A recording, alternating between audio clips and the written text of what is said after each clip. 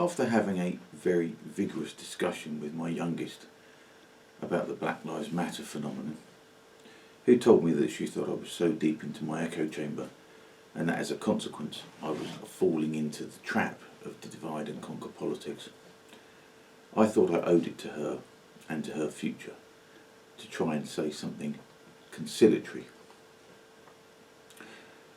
Although I'm not really in the mood to be conciliatory, after all the unfounded accusations of racism, the violence of the protests, the desecration of Churchill's statue and the cenotaph, the double standards displayed not only by the media but by the police, the twisting of the narrative to assert lies as truth, the constant race baiting by the usual grifters, the craven virtue signalling of woke corporations and the vindictiveness against those, especially including black people, who won't toe the line in supporting the racist message of Black Lives Matter. And finally, the humiliating spectacle of the police and the leader of and deputy leader of Her Majesty's loyal opposition taking the knee to the most divisive and damaging organisation that I've ever known in my lifetime. Nevertheless, I'm going to have another crack at it. I'm aware, painfully aware, that I do operate inside an echo chamber. I'm appreciative of the supportive messages I receive, but I am conscious that I am mostly preaching to the converted. My like to unlike ratio is almost unanimous.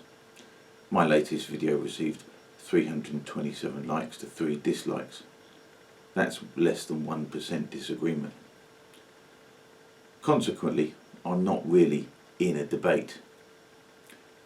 So despite the fact that I feel it necessary at this point in time to actively resist Black Lives Matter's society-wrecking message, which is why I joined thousands of others in Parliament Square a week or two back, it is perhaps also necessary to try and find some common ground, even whilst it seems that there is no common ground to be found. So I was thinking, what is there that we can agree on? Much of what I might previously have thought would have been universally agreed upon now seems to have no currency at all. We are expected to agree with the phrase Black Lives Matter at face value. Most of us do. In fact, viewed completely on its own merit, who could object to such a thing? Black lives do matter. Of course they matter. Black lives are human lives, and so they must matter. Who could disagree with that? Who could, with any credibility at all, say that black lives do not matter? So there's that. We can at least agree on that. On face value, we can agree with that. But when we say that white lives matter, instead of accepting that phrase as one that is equally uncontroversial, we are subjected to torrents of abuse that white lives matter is somehow unacceptable. But how is it? If we are expected to take Black Lives Matter on face value, then why are we denied the same assumption when we say white lives matter? Because most of us do not object to the statement Black Lives Matter. What most of us are objecting to is the implication behind the statement. To declare that Black Lives Matter, to declare Black Lives Matter is simply to imply that black lives are of a higher value. Now, I understand that perhaps the intention is to suggest that black lives have been valued less highly than white lives, or even not at all. But here's the rub. Many of us don't agree with that premise. Many of us don't agree that black lives have not mattered. In fact, the overwhelming majority of us absolutely believe that black lives are as important as white lives. We don't need to be told this. It's insulting to us. The premise is insulting. That's why some of us immediately counter Black Lives Matter with White Lives Matter. Because to not challenge the statement Black Lives Matter is a tacit agreement that black lives haven't mattered. And we don't agree with that. We don't agree that that is true. So when we say that white lives matter, it's not because we are making it all about us, as the vile Ash Sarkar accuses. We are simply stating our own truth, because we feel that a lie is being perpetrated. A lie that says that white people do not care about black people. But we do care. We do. We care more than you think. We want you to succeed. We really do. We want you to be equal to us, and we believe that you are. But because we are human beings, and not saints, we do not want you to succeed at our expense. We do not want you to succeed because you are black. We want you to succeed on your own merit. We don't want to have to make special provisions for you, and we don't want to patronise you. Plus, we don't think we have to. Out of the 26 people in Boris Johnson's senior cabinet, 4 are non-white, which is, about 15%? The non-white population of the UK is around 15%, which is bang on the money. And what's more, out of the 4 great officers of state, the Prime Minister, the Chancellor, the Home Secretary and the Foreign Secretary, 2 are occupied by non-white people. And the Chancellor of the Exchequer is the 2nd most powerful person in the country. So much for racist Britain. 35% of Premier League football players are black, which is a massive overrepresentation compared with the general population. And although most of these players are millionaires, many in football still whine about the lack of black football managers. This is irritating to those of us who are not millionaires, and irritating, I'm sure, to the millions of non-millionaire fans who support said millionaires by watching them play at matches and on the television. Talking of television, non-white people are overrepresented on screen at almost 26%, which is approaching double their percentage in society. In children's television, it's a whopping 37%, which is getting on for treble, strictly what it should be. And as television actors tend to be well paid, we also find this pretty irritating when we are constantly hectored about what a racist society we all live in. And that's even without mentioning music. So in the most visible and most prestigious fields of politics, sport, music and television, our racist British society has accommodated non-white people far in advance of their actual proportion in the general population. And since, unlike in business for instance, there are only so many positions like Chancellor of the Exchequer to go round, non-white people are being successful at the expense of white British people, if you want to look at it that way. But is there resentment when Priti Patel gets promoted to Home Secretary, Paul Ince gets promoted to England football captain, or Idris Elba lands the plum role of Luther in the BBC TV series of the same name? None that I've ever noticed. British people want you to be successful. As far as I can see it, this is self-evident. And it irritates us that despite the success of countless non-white British people, there seems to be precious little gratitude for the society that has made them millionaires. Why is this so? Well, I have a bit of a theory about this. And since the Black Lives Matter juggernaut seems to be driven primarily and specifically by black as opposed to Asian people, aided and abetted by legions of self-hating middle-class whites, it has to be said, my theory mostly concerns black people. It's unevidenced and backed up by not a sliver of research, but it's a theory. See what you think. Although I think that all people are basically all the same, I do suspect that there are small differences besides the obvious differences of skin tone and facial characteristics. Similarly, although I think as human beings we are all visual beings, it being our primary sense, hence the reason that we are, in my opinion, all a little bit racist. I think some of us are more visual than others. Now, I'm talking mild tendencies here. I'm not talking across the board, no exceptions to the rule. Black people, I think, are more governed by visuals than others. Black men, it seems, are more particular, for instance, in what they wear. They seem, remember I'm talking tendencies here, not hard and fast rules. They seem to be more concerned by what they look like and how they present themselves than their white, Asian or Chinese contemporaries. Expensive trainers, high-end labels and clothes that flatter rather than just clothe them. And this isn't a bad thing in isolation. It is a good thing. Why wouldn't you want to look your best? I think that tendency is heightened in black men in particular, more so than it is in the rest of us. And I think that they respond to that in others. We all respond to that, but I think they respond to it more than the rest of us do.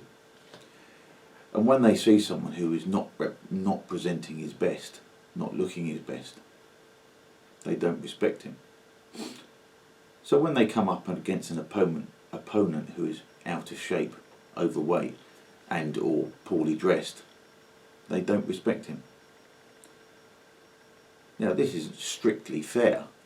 A man's character shouldn't be judged on his physical appearance, which is something that an Atlanta-born Baptist minister might have agreed with. Nobody can say what trials and tribulations a man has had in his life and what has brought him to this place. The harshness of working life in our post-industrial society, far from metropolitan London, takes its toll. The fact that working men have repeatedly made the long, inconvenient and expensive trip from all corners of the UK should garner some respect for their commitment to the cause. But then, like I say, we are visual beings. But someone's physical appearance can give clues, even if they're not accurate.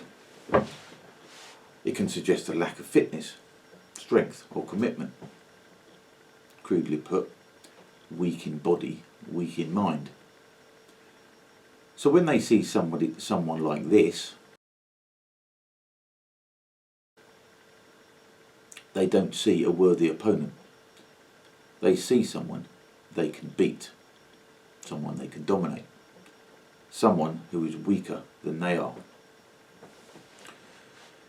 And part of this attraction to visuals is an attraction to strength and to fitness. Now, I don't think it is at all controversial to say that in purely physical terms, black men are blessed with superior genes. The average, and I do stress average, young black man in his late teens and early 20s is lean but often very muscular, in a way that the average young white man isn't. Some are, but then many, like I was, are quite lanky and sometimes even a bit scrawny, although often they grow into their physiques later.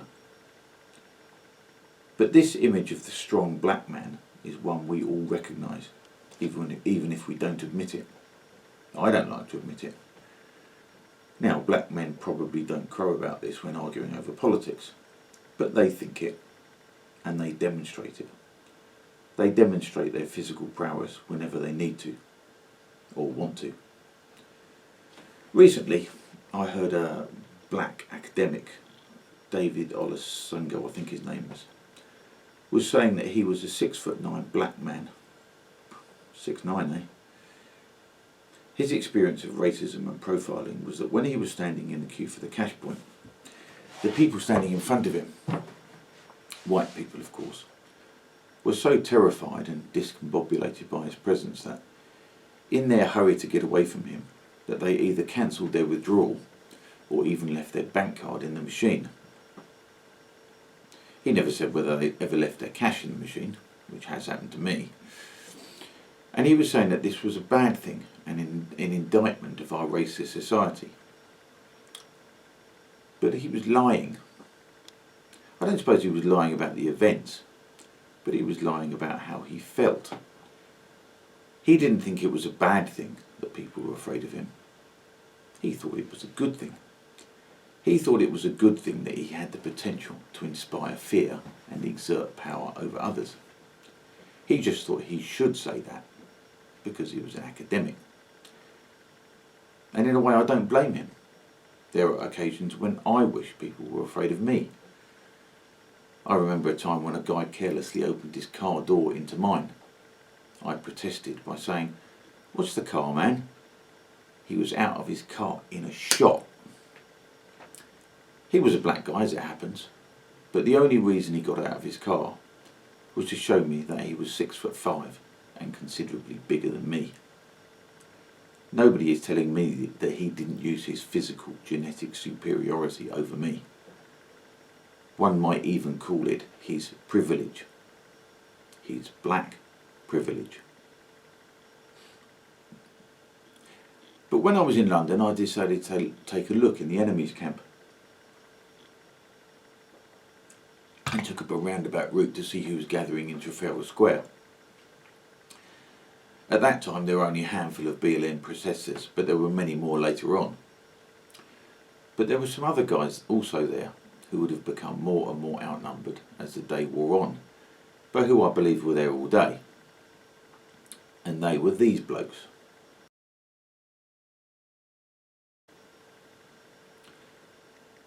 Several videos have circulated featuring them having respectful conversations, shaking hands and even posing for pictures with black people from Black Lives Matter. Such is the nature of our media, including the social kind, that I found it difficult to locate many of them. But have a look at these blokes.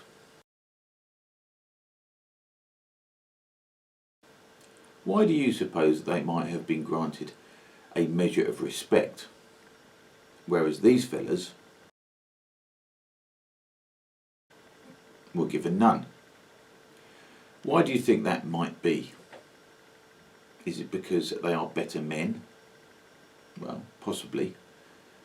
But as Martin Luther King suggested, shouldn't we be judging people on the content of their character?